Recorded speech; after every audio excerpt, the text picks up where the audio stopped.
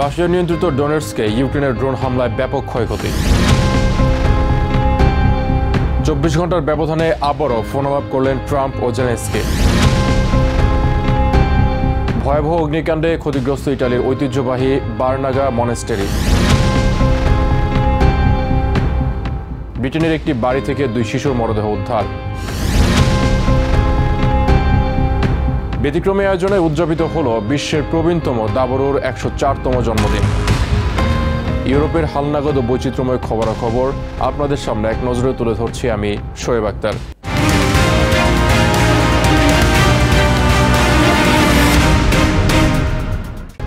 Russia নিয়ন্ত্রিত Donetsk অঞ্চলের অন্তত 3টি স্থানে ড্রোন হামলা চালিয়েছে ইউক্রেন। শনিবার রাতের এই হামলা একটি শপিং সেন্টার পুরোপুরি ধ্বংস হয়ে গেছে, তবে এতে কারো হতাহতের খবর পাওয়া যায়নি। এছাড়া গর্ভকা এবং মাকেইভকা শহরে একাধিক ড্রোন হামলায় অন্তত 4 জন আহত হয়েছে। ক্ষতিগ্রস্ত হয়েছে বেশ কিছু ব্যক্তিগত যানবাহন, আবাসিক ভবন ও স্কুল। রুশ সংবাদ সংস্থা ইন্টারফ্যাক্স জানিয়েছে গত 24 ঘন্টায় ইউক্রেনের ছোড়া অন্তত 72টি ড্রোন ভূপাতিত করেছে দেশটির আকাশ প্রতিরক্ষা ব্যবস্থা। রাশিয়া নিয়ন্ত্রিত ডনেটস্ক অঞ্চলে ইউক্রেনের ড্রোন হামলায় একটি বিশাল হাইপার মার্কেট সম্পূর্ণভাবে ধ্বংস হয়ে গেছে। ডনেটস্ক পিপলস রিপাবলিক বা ডিপিআর এর স্থানীয় প্রশাসনের তথ্য মতে এদিন রাত প্রায় 10:30টার দিকে স্লোভিয়ানস্ক ডনেটস্ক মারিওপোল মহাসড়কের পাশের সিগমা হাইপার মার্কেটে এই হামলা হয়। তীব্র আগুন মুহূর্তের মধ্যেই পুরো ভবনে ছড়িয়ে পড়ে। কিছুক্ষণের মধ্যেই ভবনের ছাদ এবং অভ্যন্তরীণ কাঠামো ভেঙে পড়ে। জরুরি সেবাকর্মীরা দ্রুত ঘটনাস্থলে পৌঁছে আগুন নিয়ন্ত্রণে আনার চেষ্টার পাশাপাশি আগুন যেন পাশের ভবনে ছড়িয়ে না পড়ে তা নিশ্চিত করেন। তবে হামলার সময় ভবনে কেউ না থাকায় প্রাণহানির ঘটনা ঘটেনি বলে নিশ্চিত করেছে প্রশাসন।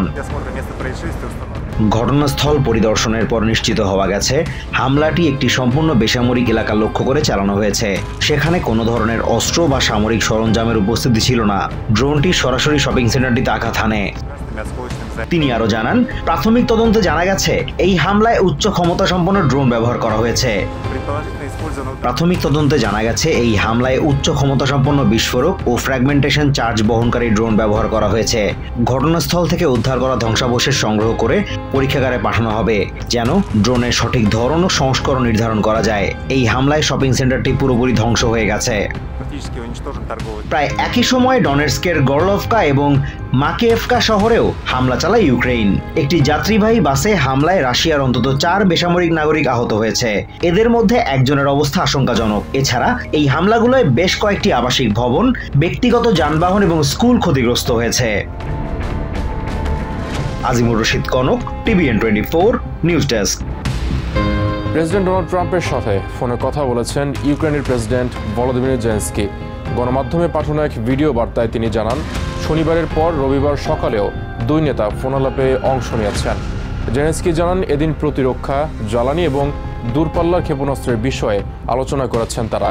তিনি মনে করেন রাশিয়া টমাহক ক্ষেপণাস্ত্রের বিষয়ে যে উদ্বেগ জানাচ্ছে তা থেকে এটা প্রমাণিত যে তারা চাপে রয়েছেন। তার ধারণা, এই ধরনের চাপ অব্যাহত রাখতে পারলেই রাশিয়াকে শান্তি আলোচনায় রাজি করানো সম্ভব হবে।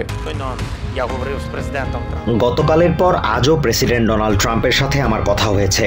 আমাদের সামরিক শক্তি, আকাশ প্রতিরক্ষা এবং সামগ্রিক প্রতিরক্ষা সক্ষমতা আরও শক্তিশালী করতে কিভ ওয়াশিংটনের সাথে নিবিড়ভাবে কাজ করছে। আমরা দেখছি এবং শুনছি আমেরিকা আমাদের টমাহক ক্রুজ মিসাইল দিতে পারে, এটা ভেবে রাশিয়া উদ্বিগ্ন। এই ধরনের চাপ প্রয়োগ শান্তির স্বার্থে কার্যকর হতে পারে। ভয়াবহ অগ্নিকাণ্ডে ইটালির ঐতিহাসিক বার্নাগা মনাস্টেরি মারাত্মক ক্ষতিগ্রস্ত হয়েছে। স্থানীয় সময় শনিবার দেশটির লম্বার্ডি অঞ্চলের লা ভালেত্তা ব্রিয়ানজা গ্রামের এই মনাস্টেরির ছাদে আগুনের সূত্রপাত হয়। দ্রুতই আগুন পুরো ভবনে ছড়িয়ে পড়ে। ওই ভবনটিতে অন্তত 20 ক্লয়েস্টার্ড নানের বসবাস। তবে অগ্নিকাণ্ডে তাদের কেউ গুরুতর আহত না হলেও খ্রিস্টান ধর্মপ্রচারক নানদের ব্যবহৃত এই হোস্টেলটিতে থাকা অসংখ্য মূল্যবান ধর্মীয় শিল্পকর্ম এবং নিদর্শন ক্ষতিগ্রস্ত হয়েছে। স্থানীয় ফায়ার ডিপার্টমেন্টের বরাত দিয়ে দেশটির একাধিক গণমাধ্যম দাবি করেছে, একজন নানের ঘরের শর্ট সার্কিট থেকেই আগুনের সূত্রপাত। লা ভালেত্তা ব্রিয়ানজার মেয়র মার্কো পাঞ্জারি এই ঘটনাকে অপূরণীয় ক্ষতি আখ্যা দিয়েছেন। এই চার্চেই পোপ চতুর্দশ লিও ঘোষিত মিলেনিয়াল সেন্ট কার্লো আকুতিস 1998 সালে তার প্রথম কমিউনিয়ন গ্রহণ করেছিলেন। ব্রিটেনের স্ট্যাফোর্ডশায়ারের একটি বাড়ি থেকে 2 শিশুর মরদেহ উদ্ধার হয়েছে। এই ঘটনায় জড়িত সন্দেহে এক নারীকে আটক করেছে স্থানীয় পুলিশ। স্থানীয় সময় শনিবার সকাল 7:30টার দিকে ওয়েস্ট মিডল্যান্ডসের অ্যাম্বুলেন্স সার্ভিসের সদস্যরা দুই শিশুর অচেতন হওয়ার খবর পেয়ে ঘটনাস্থলে যায়। সেখানে পৌঁছে শিশু দুটির মৃত্যুর বিষয়টি নিশ্চিত হওয়ার সাথে সাথে পুলিশে খবর দেন তারা। স্ট্যাফোর্ডশায়ার পুলিশ জানিয়েছে, গ্রেপ্তার হওয়া 43 বছর বয়সী ওই নারী স্ট্যাফোর্ড এলাকার বাসিন্দা এবং তাকে জিজ্ঞাসাবাদ করা হচ্ছে। এদিকে শিশুদের বয়স সম্পর্কে কোনো তথ্য জানাতে পারেননি তারা। তবে এই ঘটনার বিষয়ে সামাজিক কিংবা গণমাধ্যমে অযাচিত তথ্য ছড়ানো থেকে বিরত থাকার আহ্বান জানিয়েছেন গোয়েন্দা কর্মকর্তারা। বিশ্বের সবচেয়ে প্রবীণ দাবাড়ু স্পেনের ম্যানুয়েল আলভারেজ রবিবার নিজের 104তম জন্মদিন পালন করেছেন তিনি। তার জন্মদিন উপলক্ষে মাদ্রিদের ভালদেবার্নার্দো এলাকায় 1.5 শতাধিক দাবাড়ুকে নিয়ে এক বিশেষ প্রতিযোগিতার আয়োজন করা হয়। আয়োজকরা জানান, গত 20 বছরের বেশি সময় ধরে দাবায় অবদানের জন্য তাকে এইভাবেই শ্রদ্ধা জানিয়ে আসছেন তারা।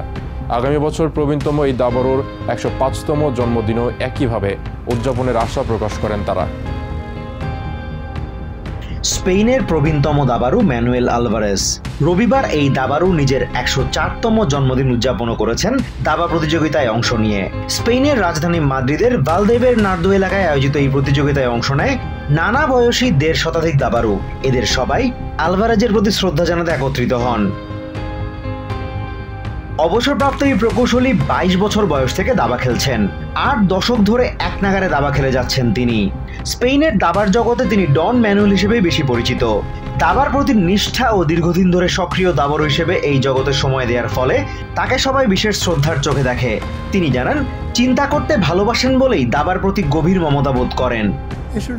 আমি দাবা ভালোবাসি কারণ আমি চিন্তা করতে পছন্দ করি। প্রতিপক্ষকে কিস্তিমাত করতে পারলে খুব ভালো লাগে। দাবা খেলা বিনোদনের খোরাক যোগায়। এটা চমৎকার একটা খেলা। সবচেয়ে বড় কথা, এর মধ্য দিয়ে বন্ধুত্ব গড়ে ওঠে। এদিন প্রতিযোগিতায় নিজের প্রথম ম্যাচটি তিনি খেলেন 9 বছর বয়সী এক শিশুর বিপক্ষে। আন্তর্জাতিক খ্যাতিসম্পন্ন রেফারি এদুয়ার্দো লোপেজ বলেন, আলভারেজের 80তম জন্মদিন থেকেই তার অবদানের প্রতি সম্মান জানিয়ে এমন আয়োজন করে আসছেন তারা। তিনি জানান, আলভারেজ শুধু স্পেনের না, সারা বিশ্বের প্রবীণতম দাবা খেলোয়াড়। 80-র দশক থেকে আমরা আলভারেজকে শ্রদ্ধা জানিয়ে আসছি। প্রতিবারই ভাবতাম বয়সের কারণে হয়তো আর বেশি দিন এই আয়োজন করা সম্ভব হবে না। তবে তিনি আমাদের বারবার চমকে দেন। আমরা আশাবাদী আগামী বছর 105তম জন্মদিনও একইভাবে উদযাপন করতে পারবো। সম্প্রতি হাসপাতাল থেকে সুস্থ হয়ে বাড়ি ফিরেছেন ডন ম্যানুয়েল। এই অনুষ্ঠানে অংশ নেয় উপস্থিত খেলোয়াড় ও দাবা অনুরাগীরা করতালির মধ্য দিয়ে তার প্রতি উষ্ণ ভালোবাসা প্রকাশ করেন। এই প্রতিযোগিতাটি ছিল ম্যানুয়েল আলভারেজের জন্মদিন উদযাপন এবং দাবা খেলায় তার অবদানের প্রতি শ্রদ্ধা জানানোর এক অনন্য আয়োজন। কিভাবে এই প্রবীণ দাবাড়ু তরুণদের জন্য অনুপ্রেরণার উৎস হিসেবে আবির্ভূত হয়েছেন, উপস্থিত প্রতিযোগীরা সেই বিষয়টি গুরুত্ব দিয়ে তুলে ধরেন। Azimur Rashid Kanak, TVN 24 news desk. এক নজরে ইউরোপের আরও নানা খবর পেতে চোখ রাখুন TVN 24 নিউজ নেটওয়ার্কের ইউটিউব ও ফেসবুক পেজে। নিউ ইয়র্ক থেকে সম্প্রচারিত TVN 24 টেলিভিশন বিশ্বজুড়ে বাঙালির কণ্ঠস্বর।